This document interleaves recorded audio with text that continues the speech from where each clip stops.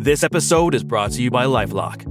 It's tax season, and we're all a bit tired of numbers. But here's one you need to hear. $16.5 billion. That's how much the IRS flagged for possible identity fraud last year. Now here's a good number. 100 million. That's how many data points LifeLock monitors every second. If your identity is stolen, they'll fix it. Guaranteed. Save up to 40% your first year at LifeLock.com/podcast. Terms apply.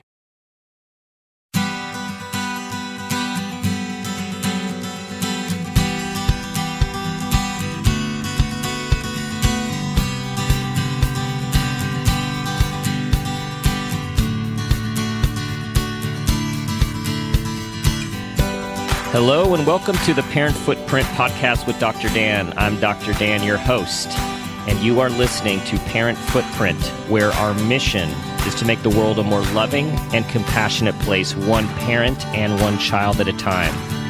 At Parent Footprint, we believe the key to raising happy, healthy, and engaged kids is for us parents to seek the same in our own lives: happiness, health, engagement, and of course, awareness. And that's because we believe that awareness is the foundation for you to create your own vision of successful parenting. And with increased awareness and intention, you can leave a healthy footprint on your children.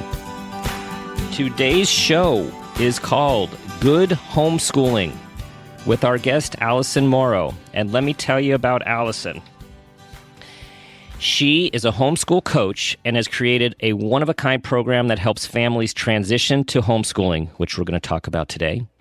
And she believes that we could have a fantastic conversation with all of you, how you can own your educational experiences for your children and influence the choices that you make for their education, and how homeschooling can help parents create a better parenting footprint by increasing and deepening the connection with their children, which is completely in line with what we do at Parent Footprint.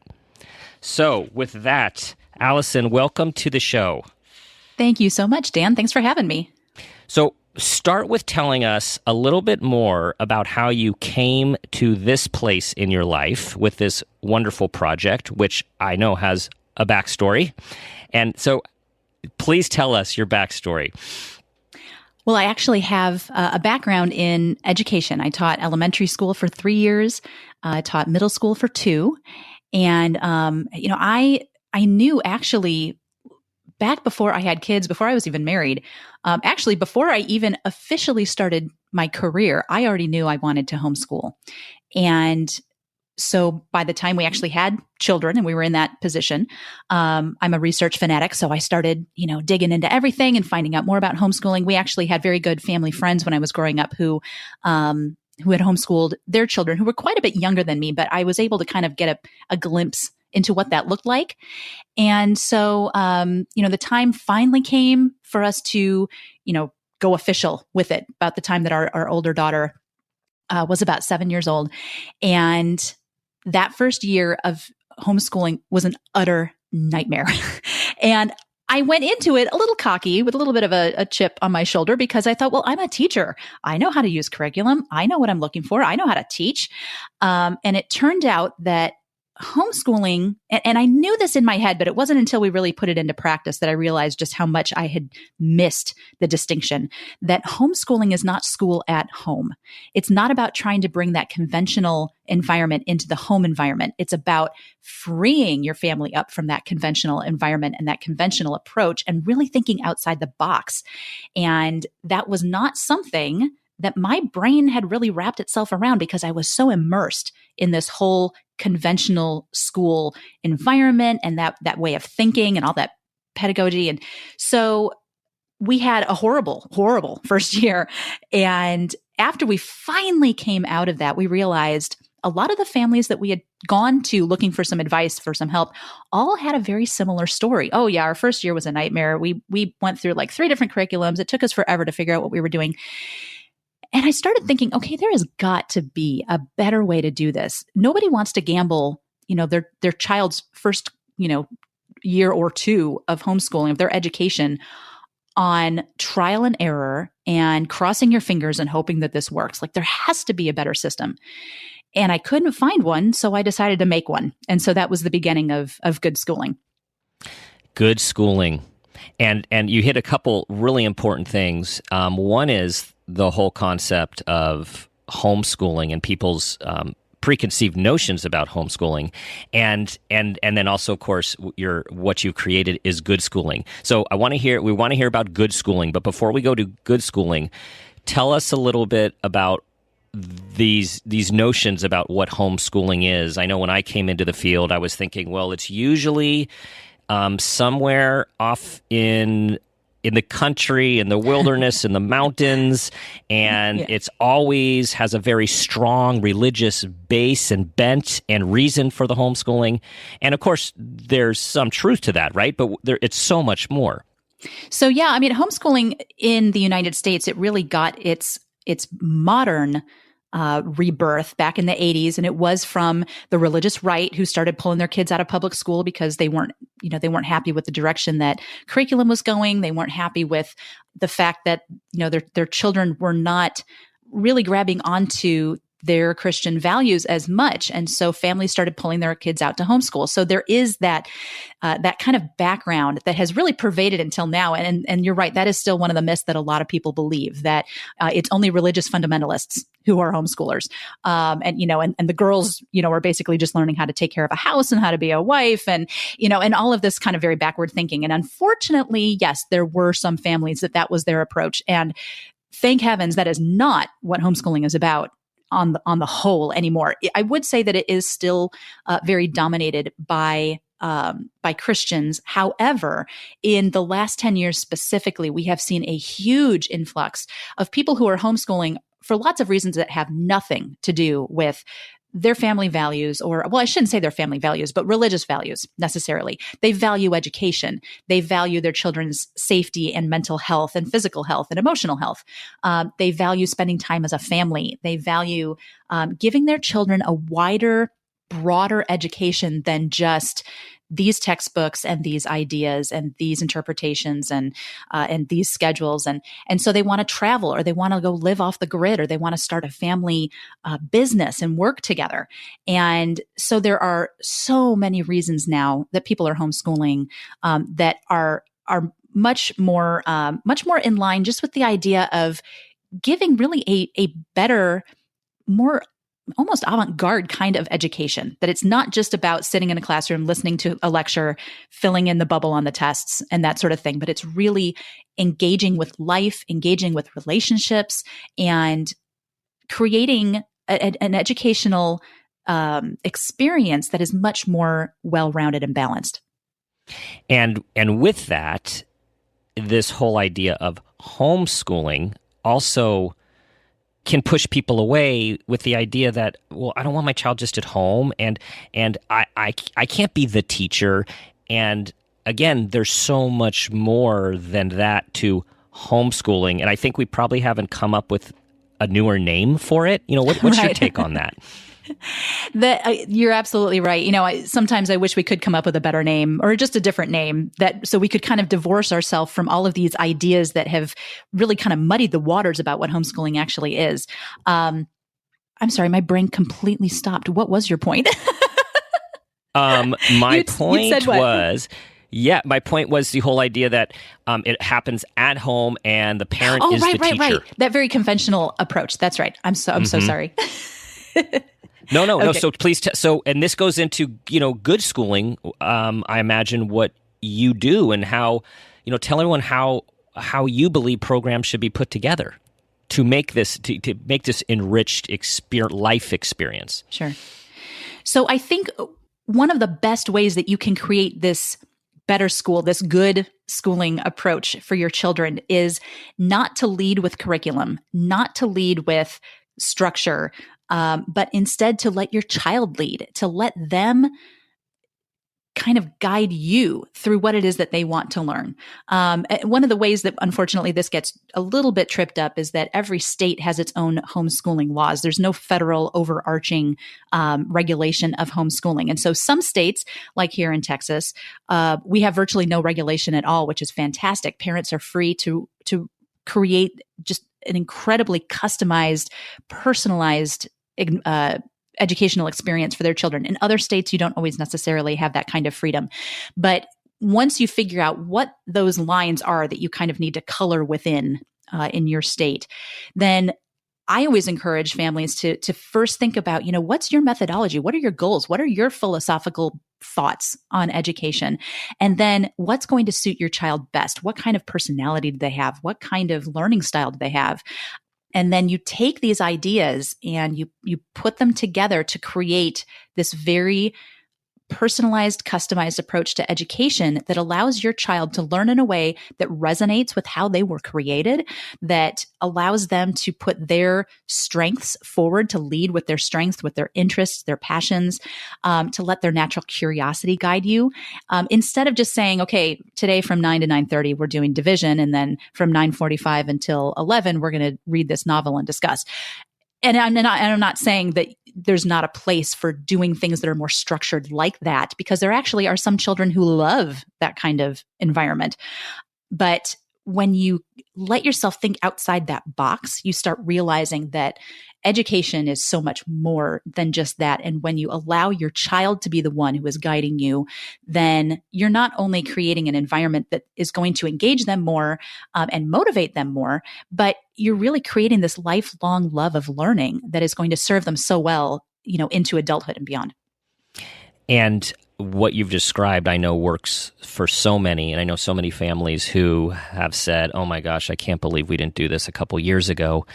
And then there's this subset of families and kids that they don't want to do, for a variety of reasons, whether they've had some school trauma, whether they might have some learning issues, or whether they are a highly creative, independent spirit, and they don't want to do school stuff, and actually won't do school stuff without a lot of conflict.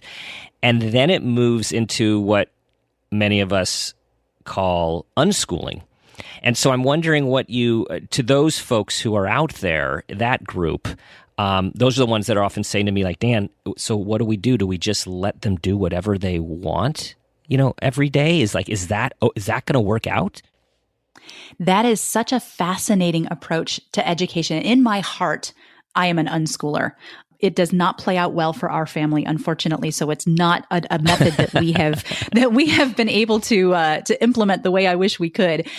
But I do know some unschoolers, and the thing that can be kind of hard to grasp is that, when we put children into a forced education model, and even if, it doesn't have to be like violently forced, but just where they're not the ones in control, where they're being told you learn this way, you do it this way, everything is spoon fed to them. And so they don't really need to exercise their creativity very much. They occasionally have an opportunity to do so, but because, your creativity is like a muscle. And so if you're not using it consistently, then it starts to atrophy. And so children who are in a very conventional school environment, over the years, they get their natural curiosity and creativity kind of stamped out of them because they don't really have an opportunity to ever use them. When we protect a child's curiosity and their creativity, then and nurture it and give it an environment in which it can thrive. Now, you're not necessarily going to get a child who's going to want to learn every type of math and every type of academic subject. They're not going to naturally create themselves into this well-rounded individual. But what they are going to do is they're going to be able to seek out the things that they really want to learn, which can give you as the parent kind of an opportunity to kind of sneak in this, creative parent ninja way, different ways that you can, that they can engage with other academic areas through that thing that they love. You're not necessarily going to be able to check off every little skill that they would typically learn if you were using a book-related curriculum or conventional education. But because they have this natural curiosity that is being fostered and nurtured and allowed to lead them, when they come up against a time that they do have to really kind of buckle down, like if they decide they want to go to college, and children who are raised in an unschooling environment can and do go to college, but they may find, in order to get into this program I want to get into, I really need to have, trigonometry or something something that's bigger or more than they've ever done. But because they have been intrinsically motivated to pursue that path and have been allowed to keep their love of learning intact, they themselves are likely going to say, okay, well, I need this, so I'm going to go do this. Mom, can you sign me up for a trigonometry class? I got to learn trig so I can get into this program. And then they'll power through it because they have a goal that they have set. They have this intrinsic motivation to do it. And so it's when you're raising children in this I don't want to say there's no conflict. Obviously, when you have people together, there will occasionally be conflict. But when you're giving the child space to be who they were created to be and to let their creativity guide them and lead them, then they are much more likely to find on their own and engage on their own with the things that they need to get where they want to go. Well said.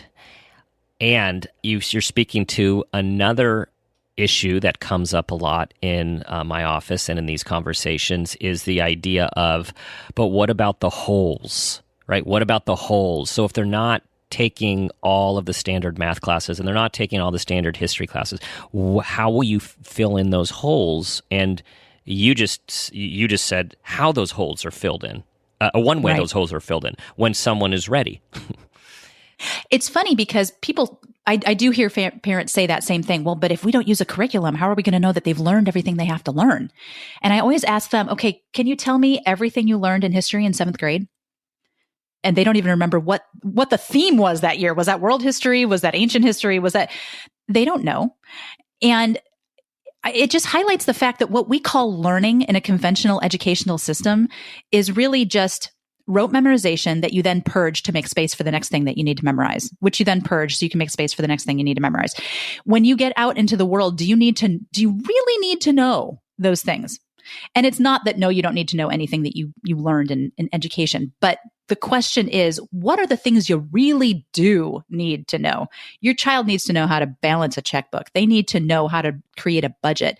They need to know how to balance cost and profit. They need to know, I always say people who don't know their history are doomed to repeat it. So they do need to know history, but they need to learn less about specific dates and people and more about cause and effect and how people in general, act in certain situations and things like that. It's not this very nitpicky fact after fact after fact that really builds an education. It's an understanding of those deeper layers, the reason behind things, the root causes that are more important, and really the ability to think and to reason and to apply logic.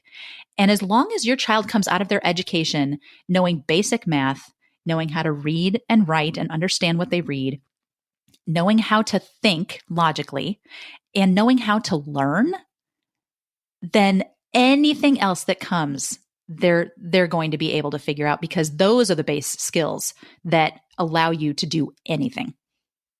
Exactly. I'm pausing for everyone to soak that in, right? It's about life. It's about life skills. It's about thinking critically. It's about learning how to relate to others and engage with life, which is something you said at the top of the show here. And when you speak like that, and as I listen to, as a parent of 3 individuals who have a conflicted relationship with school, I would say, over the years, it's putting the fear aside, really. I mean, I had to acknowledge the fear and worry that people have about how are they going to learn what they need to learn. Of course, you just defined some of what that is and some what that isn't. How will they, if they want to go to college, how will they get to college if they are not in a brick and mortar school with all of these regulations? So there's a lot of fear in there when people sort of step outside the system. Right. That's one of the things that's funny you say that. I just yesterday had a conversation with a couple of moms whose sons were getting ready to go into high school, and they've been homeschooling since the beginning. So these are veteran homeschoolers, people who know what they're doing. And they were both panicked about their kids starting high school. And they found out, a mutual friend had introduced me to them at a little play date that our kids were all at. And when they found out I was a homeschool coach, they said, "Oh my gosh, can you help us? We are, we're so confused about high school." And what it really came down to was that they were terrified that they were going to completely jeopardize their children's college education by somehow screwing up their high school. And I was so glad that I had the opportunity to talk with them, because that's one of my favorite things to do, is to kind of allay these fears and help families to see that, first of all, colleges nowadays are starting to seek out homeschoolers because they are intrinsically motivated. They are, all the things we just talked about, that when you create that space, they're able to keep those things intact. They're curious. They like to learn. These are the kids that go to the front of the room and they have no problem engaging in a conversation with their professor in the middle of a lecture, because they're used to doing that. The professor, quote unquote, was their mom or their dad, and they would ask questions in the middle of a lecture or discussion all the time. And so they have no problem really engaging and wanting to learn. And so because of this, colleges more and more are realizing these are great students who really know how to learn, know how to apply themselves. And so first of all, you realize that you're setting your children up to be in a very small elite group of people that colleges are looking for. And then realize that particularly with, I would say with smaller, like liberal arts colleges and smaller private schools, they're very likely to have a little bit of wiggle room in their admissions. Not that they're going to admit somebody who is not academically up to their standards, but that when you look at their checklist of all of the things that you need to have, if you show them, well, we're homeschoolers and, we don't necessarily have every single one of these little things on this box. However, my children spent 8 years taking, these leadership classes, or my child self-directed himself to create a class for his community, for other kids in his community on, his favorite video game or whatever, and he created this course, and he actually went out and advertised it himself and ran it out of our living room. I mean, these are things that homeschool children have not only the creativity to do, but the time to do, because they're not tied down in a classroom for 8 hours and then coming home and doing 2 hours of homework and then going to soccer practice and dinner in bed. And so you have this opportunity to give your child really a leg up, not something that you have to be super, super nitpicky with and worry about checking every single box. When you allow them to be unique, that's what stands out. That's what colleges are looking for, is that uniqueness. And so whenever I see parents panicking, I just want to help them turn it around and realize you have an incredible opportunity. This isn't something to be afraid of. And the uniqueness, and you also speak about the confidence, the self-confidence, how to be in life, how to get information they need, advocate for themselves, be independent, for lack of a better word, this thing that we're all supposed to raise our kids to be independent. And again, there's this misnomer that I hear all the time, which is that the only way for kids to be socialized in a way that they're going to be successful in life is to do it in the context of a brick and mortar school from K through 12th. And if you don't do that, you don't get the socialization experiences to be successful later. Right? Like you just turned it upside down. And I agree with you. Yeah. It's so funny because I always tell people, when I was a teacher in the classroom, I think the one phrase that I said more than any other phrase was, y'all are not here to socialize. You're here to learn. You're not here to socialize. And so whenever people bring up the socialization thing, I'm like, okay, look, I can tell you from inside the classroom, the last thing that we want children doing in a classroom is socializing. We do not have time for that. I have curriculum that I'm being forced by the district to get through. I do not have time for these children to talk and form relationship. I need them to look at me and listen. And when you think of it that way, you're like, how is that socialization? Like, that's not life, So how do people who I know there's several people listening to the show who have been thinking about this, and it is a big step. What is the first step? Or not, let's do the first steps, but also give them a couple more, right? Like, so that we want to reduce some of the trepidation and concern about this path that more and more people are taking every day. So that's one of the things that up until now has really been lacking in the whole homeschool world, is this idea of what are what's the structure? What's the first step, second step? What's the method that you use? Because if you go to all these different blogs and everybody has a different suggestion, do this first, then this, then this.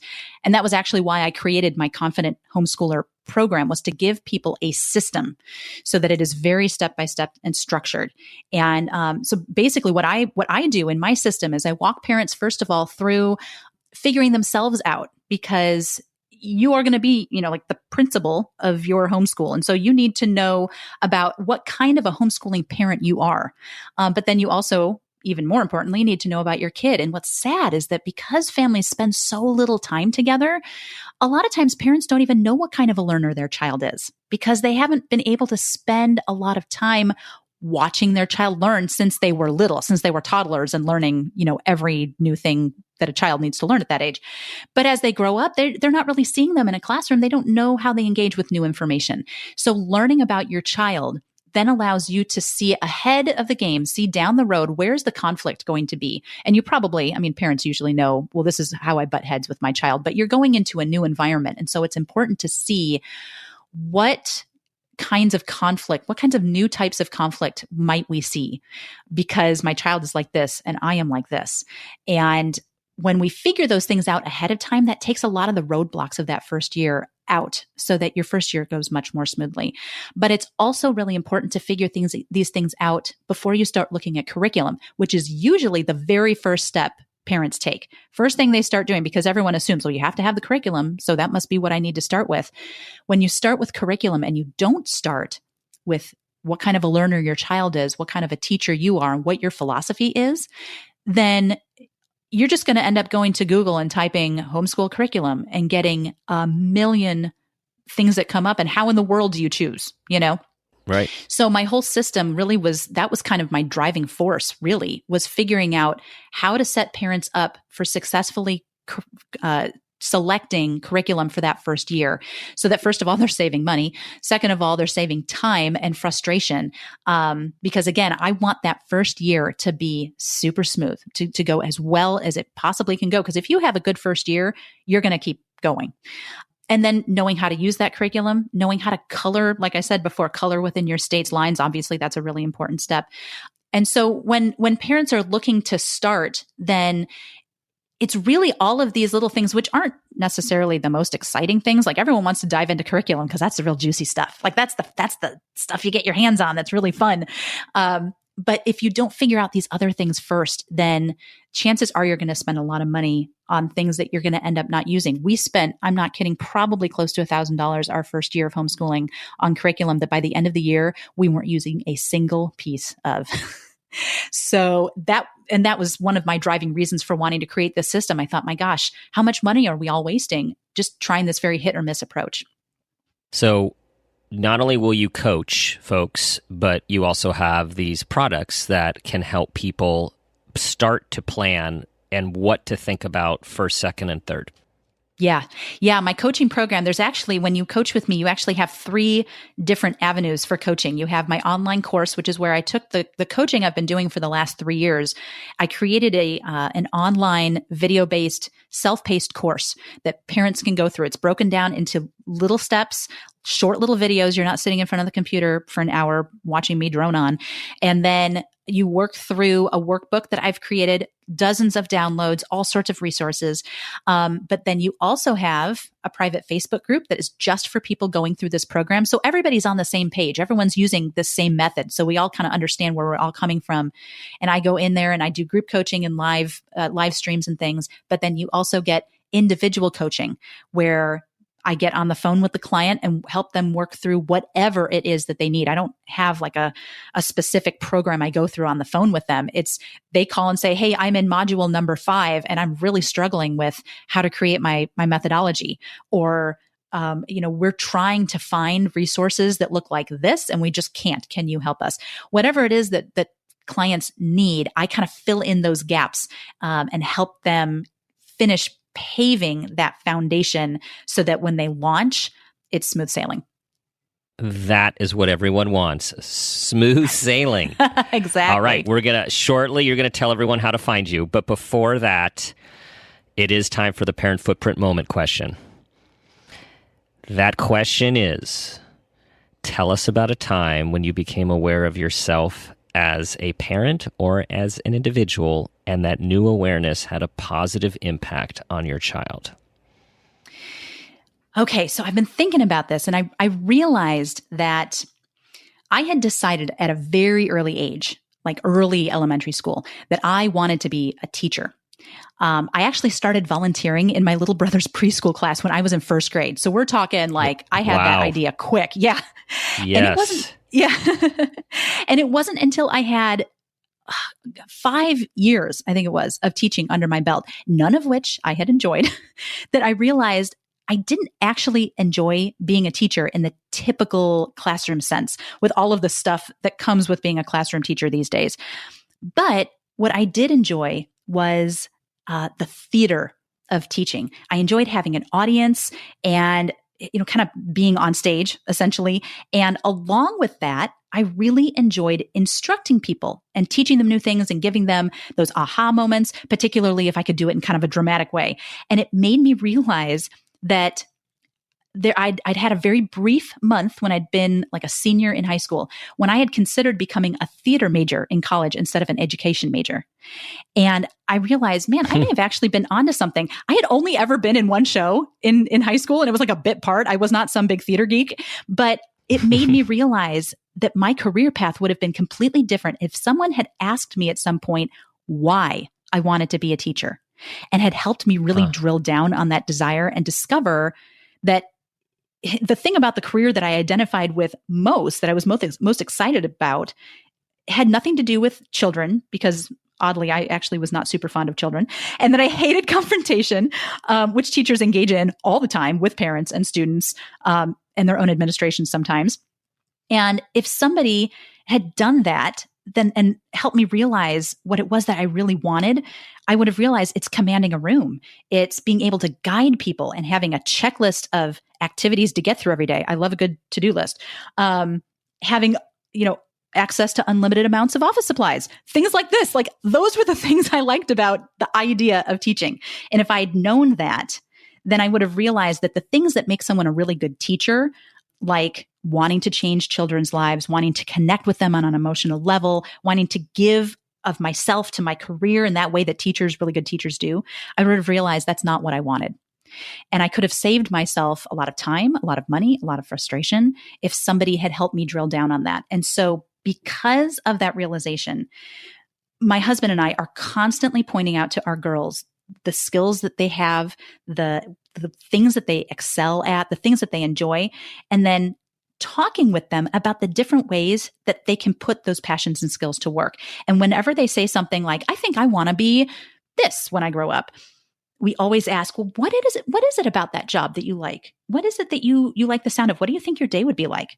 Because I want them to think outside the box of just those common, most popular jobs that they kind of hear about and glom onto because they just don't know what else is out there. And I want them to see that there are so many different things that they can do that are going to be just as unique as they are, that they don't have to pigeonhole themselves into these specific big name careers that they just know about because they're common, and that they really can look for ways that they can engage their whole selves and the things that they really love, and not just find something that kind of sounds like it would be fun and hope that it works. And so I would like to think that this practice that we do with them is going to help them to marry their values with their career, with the end goal being that they don't have to spend, years in something like I did before they realize, oh yeah, I really should have taken myself in that direction instead. I love that. And just the questions that you shared to everyone, the questions of what do you like about that? As opposed to, well, do you realize you need to go to school for this and this and this, and then you need to do this and this? It's just starting with, oh, really, what calls you? What appeals to you? What do you think it would be like? I love that. And it goes right back onto your child or the child instead of us playing into, again, kind of the structure and the system, and gets it back to helping them discover what's important to them. Right. Alison, thank you so much. I am so excited for everyone to hear about your program. I mean, not only just our community at our center, but our whole Parent Footprint community. There are so many people out there, of course, on this parenting road, and everyone is on this educational path of what should I do? Is this the right place? Is this the right direction? And your resources are wonderful and so going to be so helpful. Tell everyone how they can find them and find you. Yeah. My website is goodschooling.net. And if you're on Facebook, I actually have a Facebook group that is specifically for new and prospective homeschoolers and what I call the homeschool curious. And so we talk about all the kind of big overarching questions and myths and things like that there. And so if you go to Facebook, just search for Exploring Homeschool. And I believe I'm the only group on there that has that type of a name. Awesome. Everyone, you just heard about good homeschooling from Alison Morrow, and key to her philosophy and principle is to help your kids engage with life and relationships and meaning. And everything else will come if they have that, and you lead with their passions, their strengths, their curiosity, and connecting in life in a meaningful way while learning life skills. The rest will come. Okay, as always, you guys know where to check us out at Parent Footprint, www.parentfootprint.com, where we have our Parent Footprint awareness training designed to help you be intentional about your vision of successful parenting. As always, try to be the person you want your child to become, and ask yourself this guiding question: what footprint do you want to leave?